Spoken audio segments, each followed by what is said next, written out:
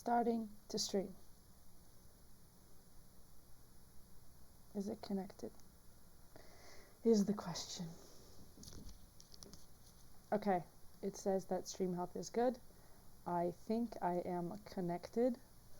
I hope you guys can hear me. Okay.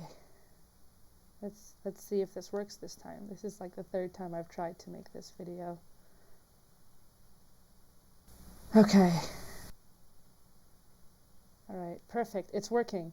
Oh, okay, this is great. Okay, so what I wanted to talk about today is the 2019 Science, Spirit, and World Transformation Conference that happened on the 4th of July weekend. So it's been like 3 or 4 days since I got back from it, and I really wanted to just talk about my experience there. So this year there were over 300 people in attendance, which is the largest of this conference's history, which I think is pretty amazing.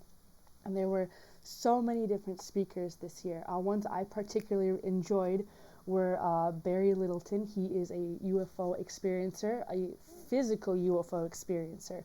So he had an amazing talk talking about his actual physical 3D experiences of being taken on these ships, and had amazing renditions and drawings for us to visualize and see what he was actually experiencing.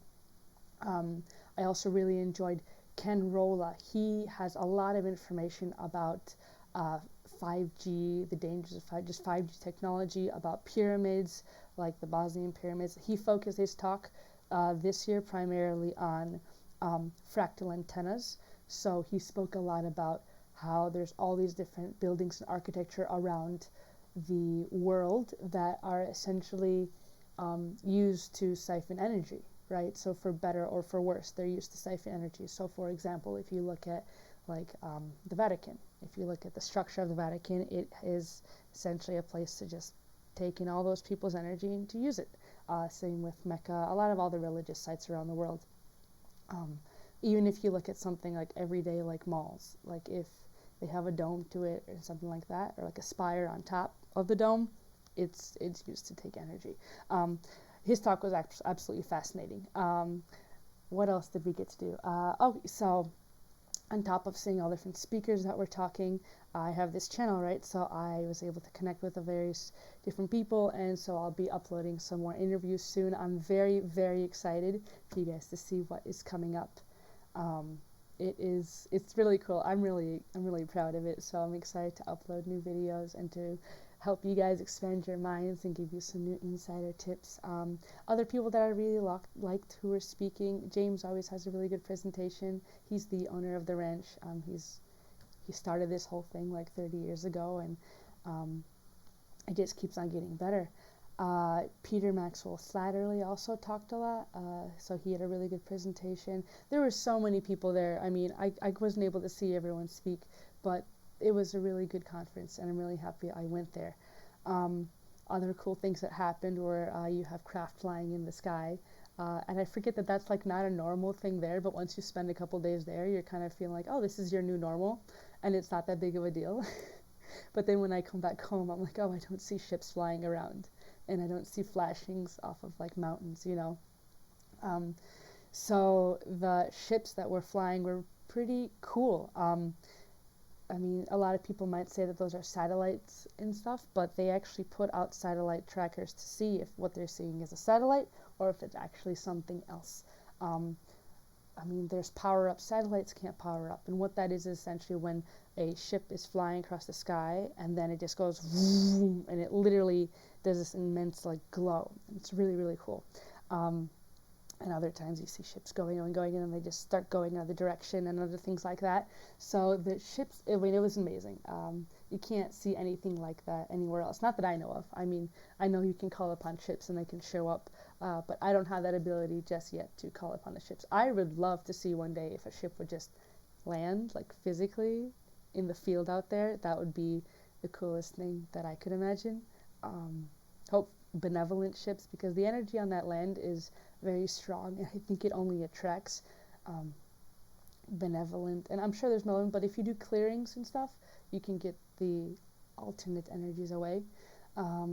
So overall, it was a really incredible experience. I definitely enjoyed my time there, and I don't really know where I'm going with this. I just wanted to kind of talk about it and get my live stream going. And after the third try, it finally is going, so I'm happy about that.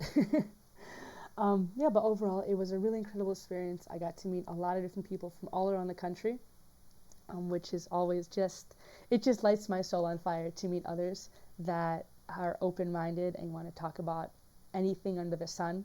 Um, Truly, it is a blessing to be able to know people of that nature, and that you can connect with people from all over the world, and you never are alone, ever. Never. Like, you are never alone. I mean, I guess we already know that we're never alone, but you truly are never ever alone in this universe. You have your friends, your family, your guides, your angels, whatever you want to call it. You have a whole bunch of beings around you that only want the best for you, and are guiding you. So, yeah, I think I'm going to end this talk here.